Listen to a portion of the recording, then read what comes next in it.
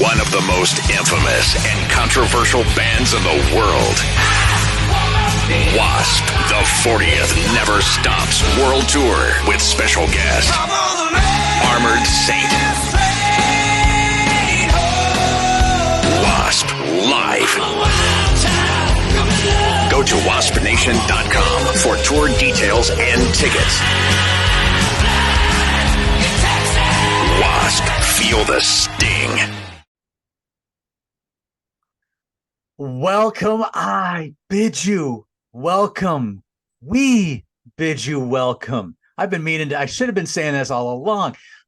John Clauser, Johnny Metal, the Metal Dad, coming to you from my music corner, along with my fellow hero of the world, my fellow slave of the New World Order, one of the other last runaways, John the Music Nut. How you doing, brother?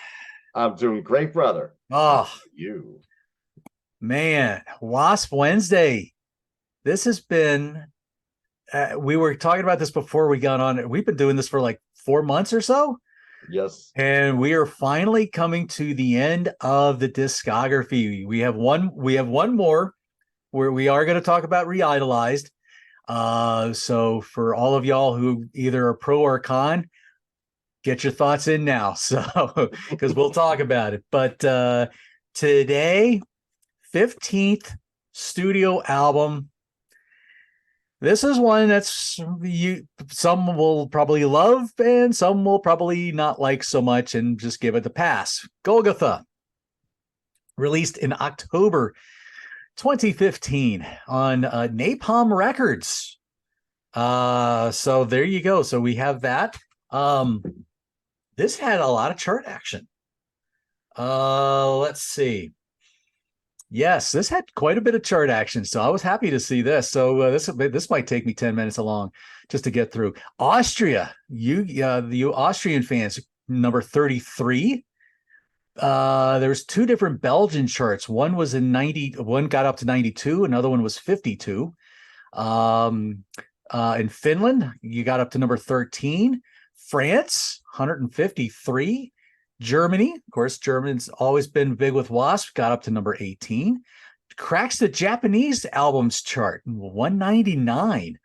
My buddy Paul over in Norway, who just saw Iron Maiden now for the 165th time, as we're recording this, number 17. Spanish albums, number 32. Swedish, I'm not even going to try to pronounce this chart name, got to number 6. Swiss albums, number 36. UK albums, number 50. UK independent albums charts, number 10. Top 10 or top hard rock albums, US, number 5. Top independent albums of the US, number 9. And it even cracks the Billboard 200 at 93. That's a lot of chart action going on here for this album. And I have, maybe it's because of Napalm Records being a bigger label. Maybe that had something to do with it. I don't know. It's been about 6 years since Babylon, but there's reasons why. So, but before we get into all that, John the Music Nut, what did we think about Golgotha? All right. Thank you so much, John. Now, on this album, we have Blackie, once again, songwriter, lead vocalist, rhythm guitar, keyboards, and producer. Doug Blair, lead guitars, backing vocals. Mike Duda on bass guitar. Mike Dupke played drums, but he's not listed as an official member at this point in the liner notes. I believe I think on Wikipedia it says he left right after he completed his parts, because I think he had some family issues, if I understood correctly. Okay. But I could be wrong on that. Okay. And he does a splendid job on here as always. He's throwing in those killer fills, bringing in the drama when needed, holding back when he has to. So this album, yes, this hit 93 in the US. Now think about that. Now I know we're in a different music industry is totally different in 2015 than it was in 1993. But if you think about it, Crimson Isle didn't chart in the US, but this charted at 93.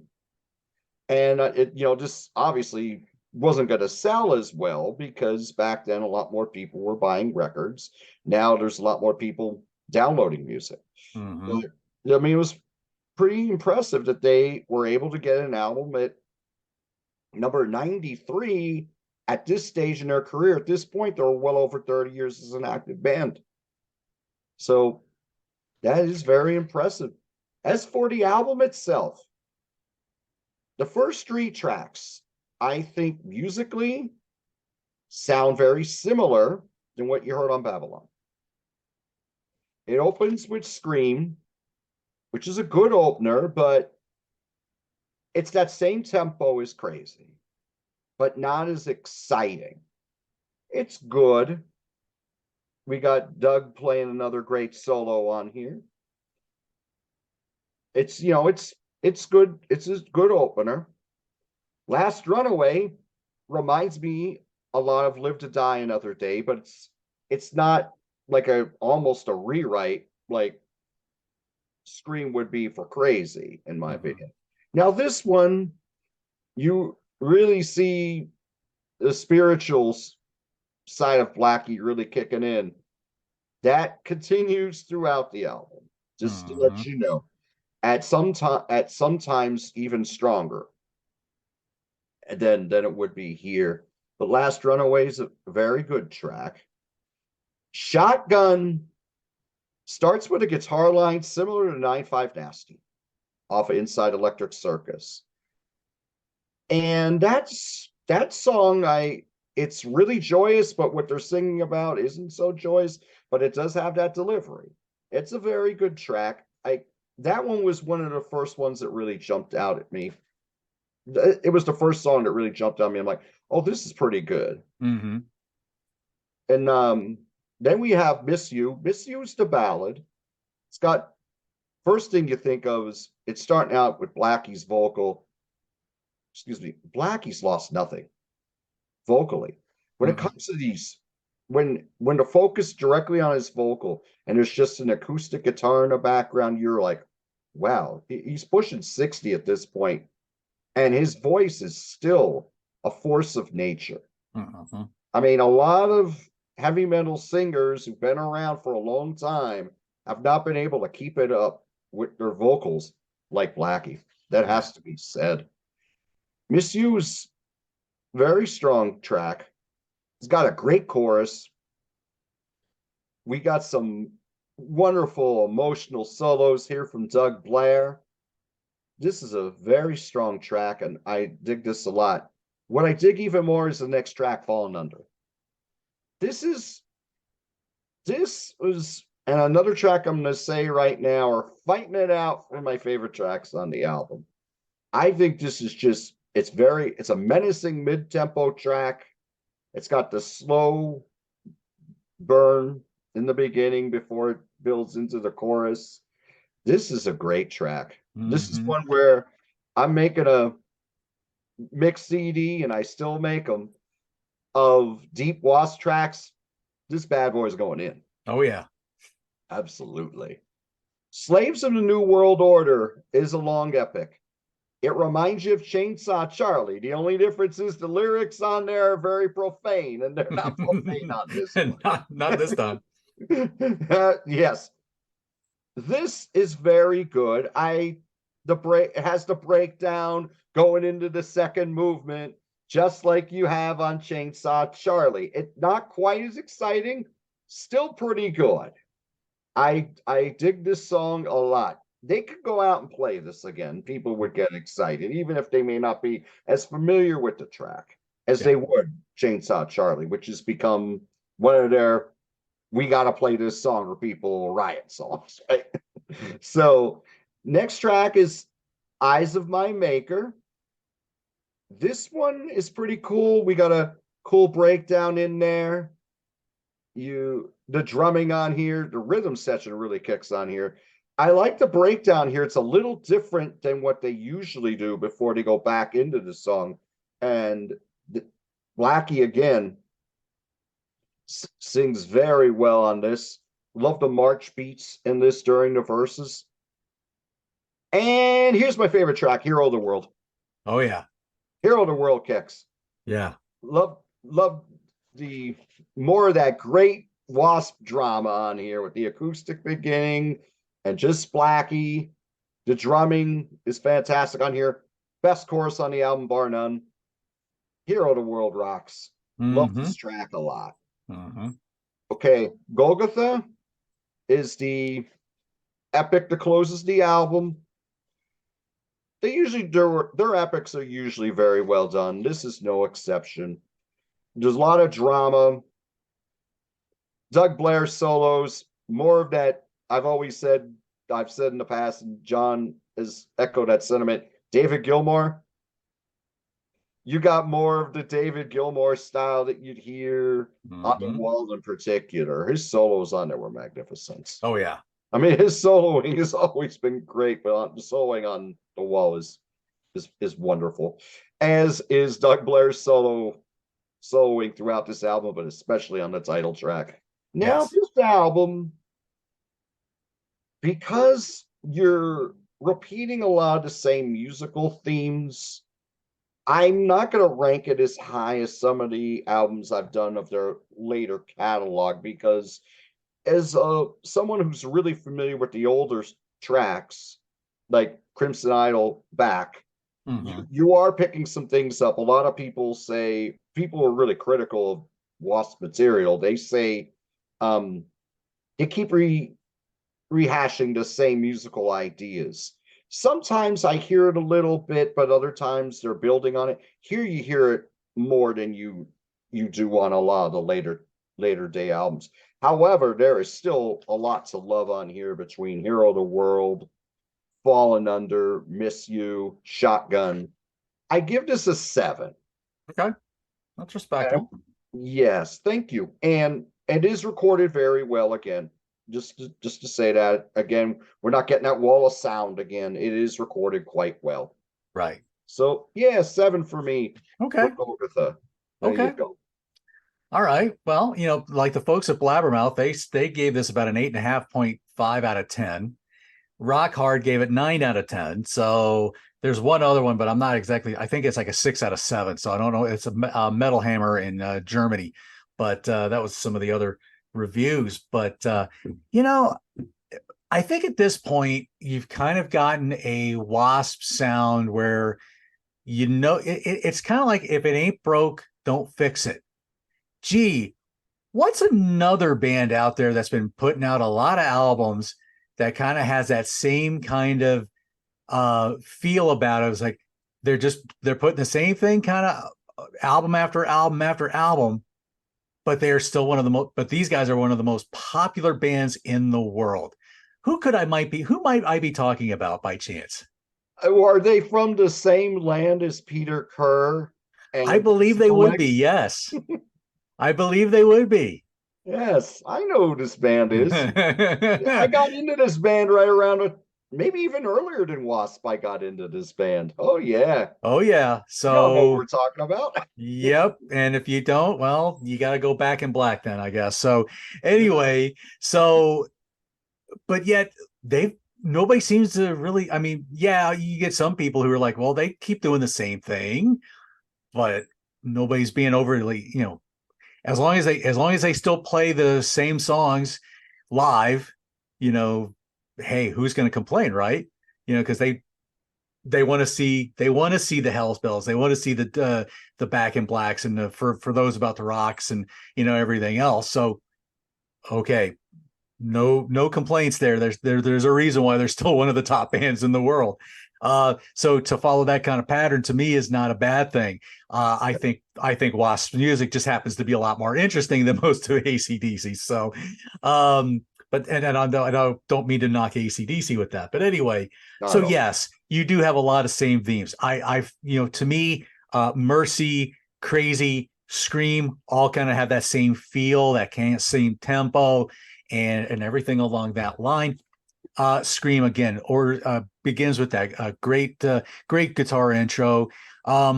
This one dealing lyrically dealing with a lot about idolatry and things, and how we like to let's see. I don't have let's just say I made this a graven idol, and I was bowing down to worship this. This thing ain't gonna listen to me. So yeah, that's one way of looking at it. But anyway, but that's that, and that kind of theme runs pretty rampant as well in this album. And it kind of touched a lot on Babylon too, but a great opener nonetheless. Last Runaway, we go back to that happy Blackie sound of the Live to Die Another Day. He's always said this is a little bit autobiographical, but I also see the story of the prodigal son from the Bible coming into this one, especially when I look at like the part about in the land of lust and make believe we shiver from the cold, lay down my head and hear no voices, my face so bold, turn my back in feared redemption, like a thief I stole, escape this place, erase my shadow, Lord, don't want to lose my soul. I think the prodigal son kind of goes off after he gets his inheritance and he squanders it, and then he's pretty much eat the same food that the pigs are eating, and then he wants to come back home, and he's welcomed back home. And I think in this case, The Last Runaway, this is Blackie's trying to make a name for himself, going off to Los Angeles. Times were tough. He had a lot of tough years, a lot of lean years before W.A.S.P hit, but he also wandered away from a lot of other things in his life. And maybe in this case, he's come home. But a beautiful track, beautiful guitar solos, everything wonderful about the song. Again, that major key kind of feel where it is that happy Blackie sound. So you got to love that. Shotgun, yes, I love that little, that little crazy picky intro thing that he do. And it's just, great opening track, or a great part to that track. Yeah, again, this is all talking about,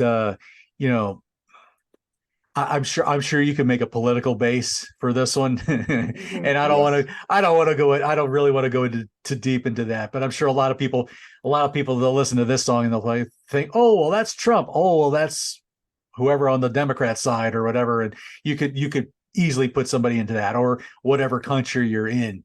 Whether you're conservative or whether you're liberal, I'm sure you could make a case for that. It's still a great. One thing I do want to mention, however, I didn't think about this. This is a rather long album for W.A.S.P. This is clocking in at about 54, 55 minutes. The shortest song on this thing is actually Hero of the World. So that clocks in at 4:52. So we're not talking like little quick 3 or 4 minute little things. He's cranking out. I mean, there's what, 1, 2, 3 songs that clocks in over 7 minutes, getting close to 8. So he's really entered the digital age with this one in a big way with this one. Miss You, one of those ballads. We will revisit that in Re-Idolized. Again, great solos, great chorus, the emotional lyrics, which I think was a wonderful addition, I think, to me in Re-Idolized. Won't go into that just yet. We got Golgotha to get through first. Fallen Under, again, you get that slow, soft guitar, and then boom, you get that snarly riff and that snarling rhythm. Here again, I think another just a great song, kind of pointing back to the Revelation days, and probably also idolatry as well.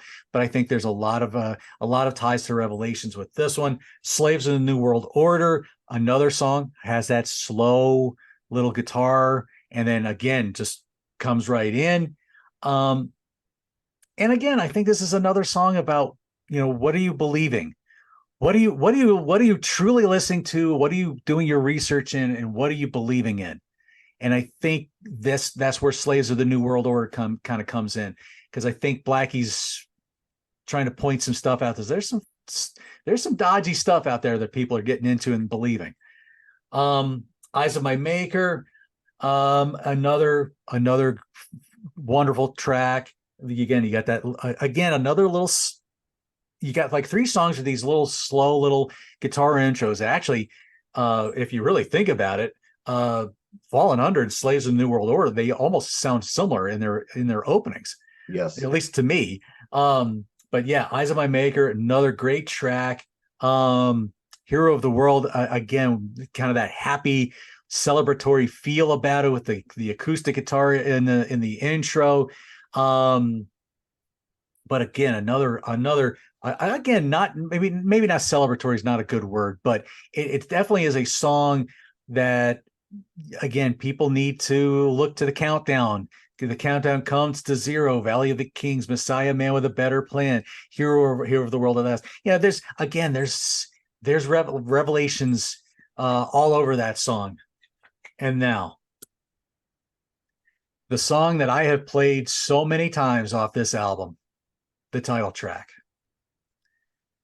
I swear to you, I believe when I first heard this song, when I got this, and I want to show you the thing, like how I got this thing, because there was Napalm did a bunch of they did a pre-order thing where I had to get this. So this was something that they did. This is they said only like 1,500 were made of these things. So you get this little tin, which had the CD. The CD is a digipack. So you get a little card. Blackie wasn't looking like this though. If there's a video out there that he goes into very deep detail of why there was such a long break from Babylon to Golgotha. It hurts to listen to that thing without feeling like I'm about to cringe the entire time, because it is boy. Anyway, what else is in this thing? You have this little baby, which is the shirt. What is on this is an alternate version of Shotgun. This is like a little plastic vinyl thingy. I've actually never opened it, mainly because I never had a turntable. Gee, I have one now. I guess I could. You get this little pendant, just has W.A.S.P on it. Oh, That's nice. Yeah, I never wore that. And then you also get there's a banner there that I think that has the W.A.S.P. That cross thing that I just showed you. But so that was what you got in that little pack. So anyway, so Golgotha, the first time I hear this song, I think I really had to. I don't know if I had already like loaded it into my iTunes or on my phone, or if I listened to it at home. But whatever it was, I think when I heard Blackie say, "Jesus, I need you now," I think I wanted to break down and cry, because I've been there. I've been at that point. The song itself is dealing. This is being told from one of the thieves on the cross. For those of you who know the crucifixion story of Jesus is nailed to a cross, and there's a thief to his left and a thief to his right who are being crucified with him. The different gospels do different versions of the story. You have both of them ridiculing Jesus, saying, "Save yourself." I think in Luke's gospel, it's the one is saying, "Save yourself," but the other one's saying, "Hey, this man's committed no crime. We deserve what we've gotten." And he looks to Jesus and say, "Hey, Jesus, remember me when you enter into paradise." And so he right there makes a conversion right there on his dying cross. And so that's basically your story from that. But when the lyrics just just delved so deep into my heart. I just was, it made me so happy to hear Blackie say this, you know, especially coming from my own faith background and stuff like that. So, but let's talk about that end solo. Oh my gosh. After Blackie says, "Take me up tonight," and you hear that dive bomb and you're off to the races, and you have this solo that maybe some might call me nuts for calling this, but this one ranks right up there with Comfortably Numb. This thing just stands all the hairs on the back of my neck on end. It makes my eyebrows stand up at attention. I'm just thinking this is just, and maybe it's the riff that goes with it under the solo, but man, it just, you feel every single note and squeal and everything about this solo. One of Doug's best solos, in my opinion. And I love a lot of Doug's solos from his time in the band. But Golgotha is definitely probably my favorite, probably a top 5 song for me, just because not only do I love the solo, but obviously I love the lyrics. I mean, everything to me in this song is just one of my favorite W.A.S.P songs of all time. And if he played this when I saw them in Atlanta, I probably would have cried. But anyway, definitely a strong ending track. How do I rank this? Where do I put this? I would probably go about an 8 with this one, only because I listened to the title track so much that I boosted up so much. But I probably give this about an 8 because, like I said, as good as it is, there is a lot of the same stuff, just more exciting than some others that you hear this kind of feel. But I would say at least an 8, maybe 8.25, 8.5, somewhere in that neighborhood. Like I said, when I go to do the ranking of this thing, my brain is so confused because I think I had this in the top 5 at one time, but now it might be a little bit different now that I've revisited things a little bit better. So with that, I'm going to turn it back to John the Music Nut, see what kind of tour things, because they've been touring off and on over the last 8 years now since that album came out, almost, but sporadic tours. Yeah. But tours nonetheless. So take it away. Thank you so much, John. Wonderful analysis as always. All right. So 54 dates for this tour, nothing in the United States, primarily Europe and a little bit in Russia too. Okay, here we go with the cities that they hit. Well, some of them. I don't give you all, but Bonstedt, Bongan, Loch-Alati, Comor, London, Leeds, Newcastle, Manchester, Belfast, Dublin, Glasgow, Bristol, Wolverhampton, Eindhoven, Malmo, Oberhausen, Stockholm, Karlstad, Gothenburg, Tampere, Helsinki, Luleå, Karlshamn, Drammen, Bergen, Zaragoza, Granada, Madrid, Frankfurt, Munich, Telfs, Geiselland, Prattheim, Campino. As for the songs on the album that hit this tour, eventually they would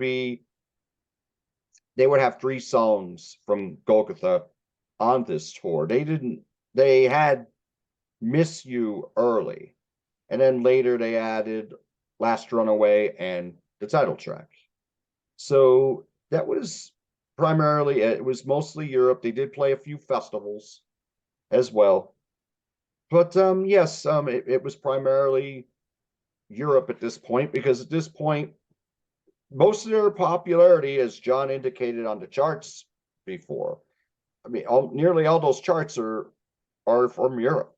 Mm-hmm. So this is where they focused here, even though it debuted at 93 here in the States. But yes, and they did play Crazy on this tour from Babylon as well. Okay. So, and as far as the songs from Golgotha, they didn't play them all together. They mixed them up. Golgotha was closer to the end of the set list. So there you go with the tour. Yeah. Now there is a like Napalm released a kind of a lyric video that goes with Golgotha. That's really strong what they did. Whoever put that thing together, they did a great job. So okay, Wasp Nation, now it's your turn. Now it's time for me to talk about. And again, thank you to all the guys who have commented on past videos and things of that nature. Y'all have just made my day, and I'm glad I've been able to really acquaint with you guys through this band. So let's go. I'm going to try to really breeze through some of these things because there was a lot. Y'all made up for it for me missing out on Babylon. Liz Watkins, I discovered W.A.S.P differently than most people did. Long story short, although I'd heard a handful of their songs before, this album is what turned me into a fan and is my favorite in their discography. Let's see. Lee Jacob, my boy, I'll tell you what. He pulls no punches. He pulls no punches with it. Last Runaway and Shotgun are dull. Scream is an okay track, but it feels like a sequel to Crazy on Babylon. Once we get to Miss You, which has an insane solo by Doug, this thing gets huge. I'm not sure what Duda recorded this with. If it was his vintage 4, I'm guessing I think he knows a little more about Mike Duda than. But anyway, if it was his vintage 4, but it has a massive, almost Spectre sound, and I love it. Fallen Under, Slaves of New World, Hero of the World, Golgotha are all amazing. Doug continues to impress on leads and solos. His intricate outros are reminiscent of Lynch on Back for the Attack.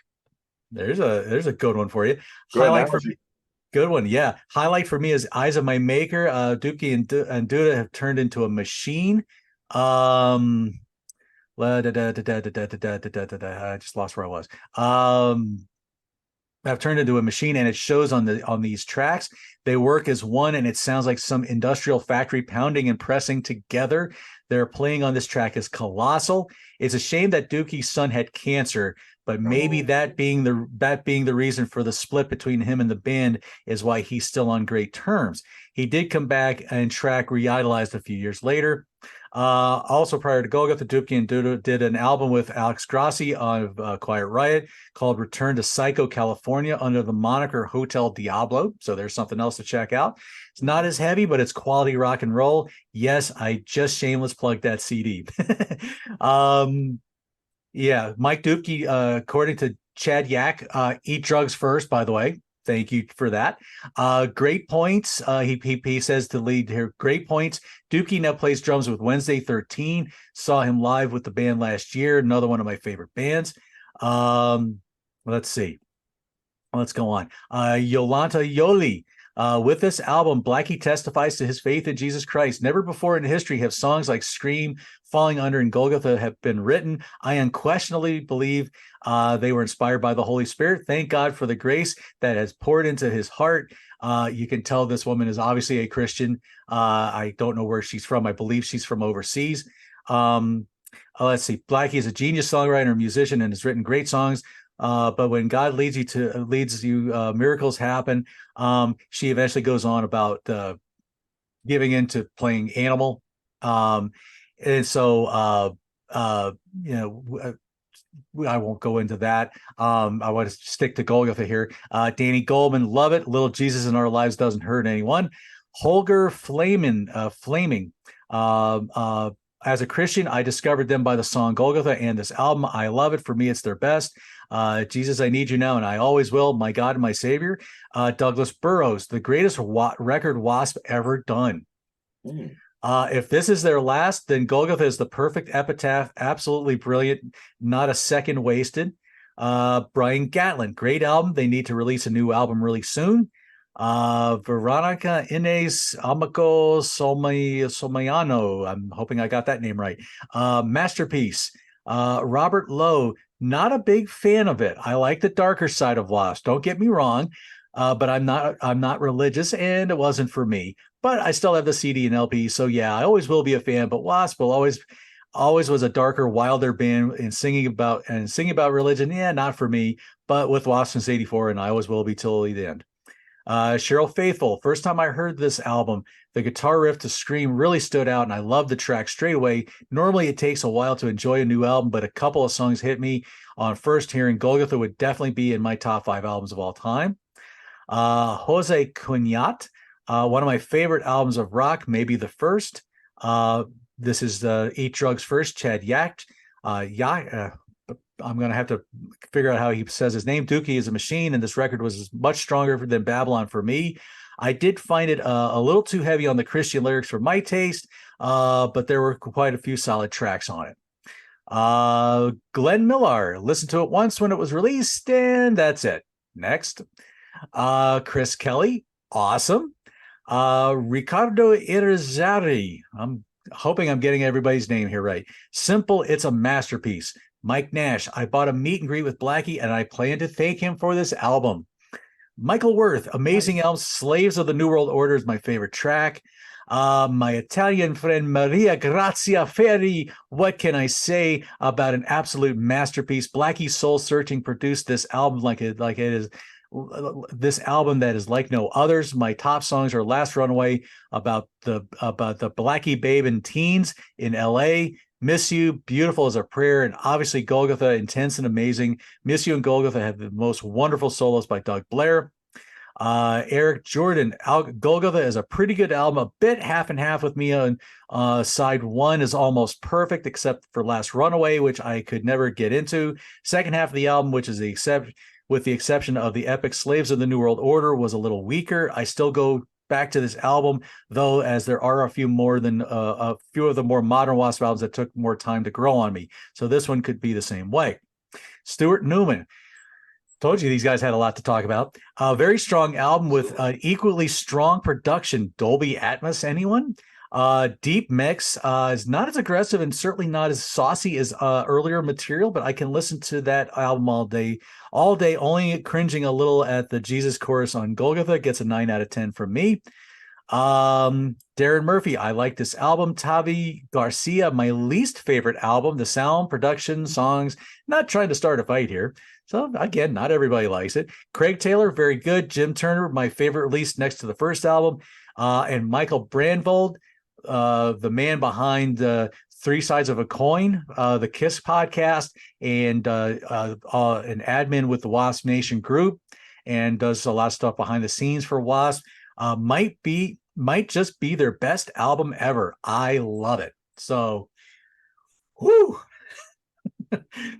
They had a lot to say about Golgotha and a lot of good stuff. So they brought it.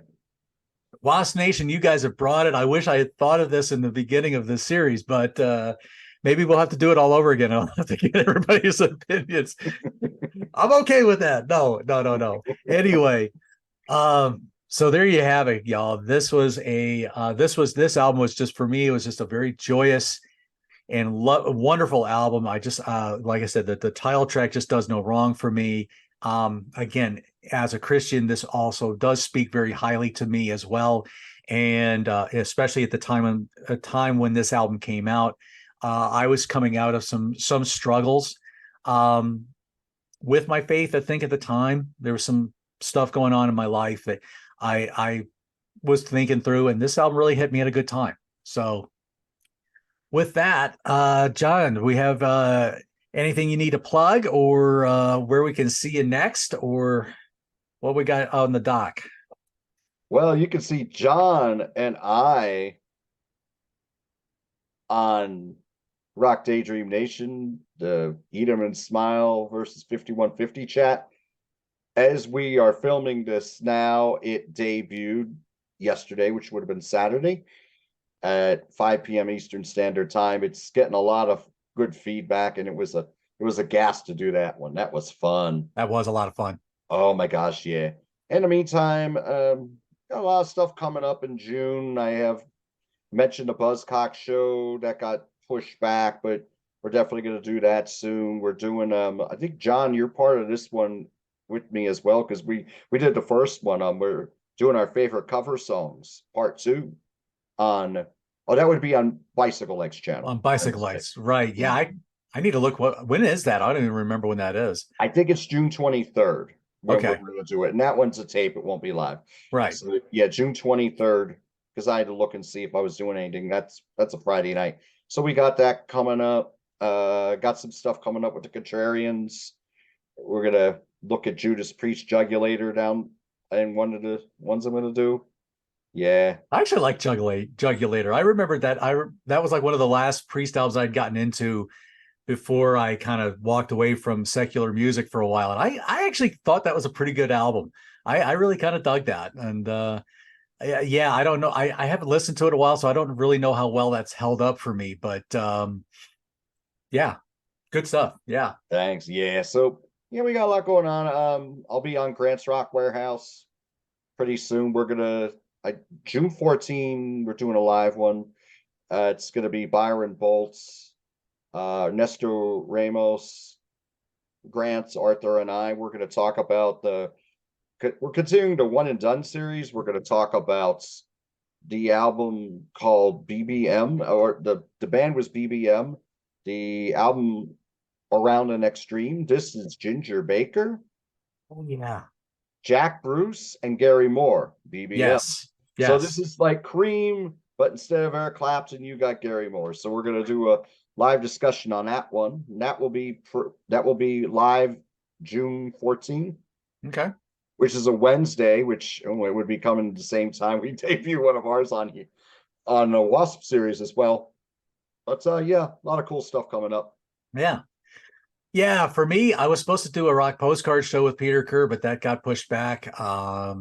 To Peter's wife, I hope you're doing better. Absolutely. And so that got pushed back. Gosh, I mean, the only other thing I have on my schedule for sure, I thank you for reminding me on the Bicycle Like show. I got to put that in my calendar, but hopefully we'll finally get to the April Wine ranking show on Grant's Rock Warehouse with we'll be doing that with Tim Durling on Tim's Vinyl Confessions and another fellow named Dave Lubin. We've had a couple of other people kind of join in and out of the show. I think Esquire, Nick first name Esquire. Nick Esquire. He was on it for a little bit. Ryan's from Ryan's Vinyl Destinations was Ryan on got it for a little bit. You know, he kind of came and went. So it's kind of just gotten down to four of us now. So, and another fellow named Dave Lubin, he's a really good guy, really knowledgeable about April Wine. So it's been so much fun just to kind of, as me as like a newer fan to the band, I get to sit back and watch like Tim and Dave go on talking about how, you know, their love for April Wine. And it's really cool to listen to it. And I've gained a lot of appreciation for April Wine, but boy, after that, I really have nothing else on my schedule. I got to talk to my North and South rock and metal connection. We need to get something together here soon. Yeah, I don't. I've got like other than W.A.S.P. Wednesday, I didn't even get a Transform Tuesday episode in last week. So I gotta get back on that schedule a little bit. But yeah, I've just had a lot of life going on. So being able to step back and do this has obviously has been good. I've just been kind of picking and choosing what I'm getting into. Right. Oh, by the way, I have to ask. So what was your thoughts on the Sugar Hit albums? Did you ever get to watch the rest of that show, the beginning part of it? Yeah, I did watch it, and I left a comment, Oh, on you did. Bicycle You did Legs. leave a comment. Yeah, So what? Okay, so after I flung up the wall, what did you watch everybody's facial yes, expressions? I did. Was that not hilarious? It was hilarious. Oh man, I'm surprised I'm being invited to Bicycle Exit's channel after that. Yeah, the No, thing is, Daniel's though, a I good mean, I said this to you off camera.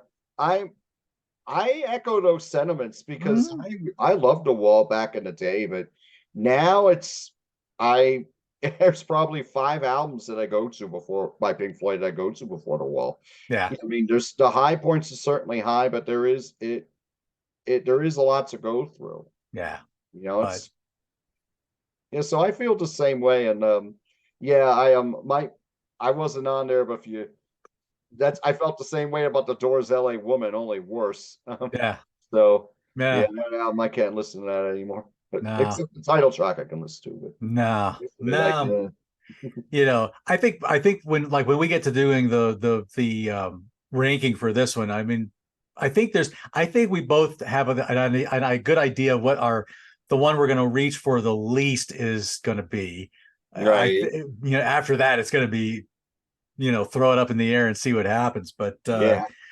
But yeah, next week the discography will end with Re-Idolized, and yes, this is a signed copy that I got Blackie to sign, and this is a big thing because this is like for all of y'all, and I'll just show this off. This is a CD with nice. with the DVD and Blu-ray of the Crimson Idol movie that they were doing that played behind the album.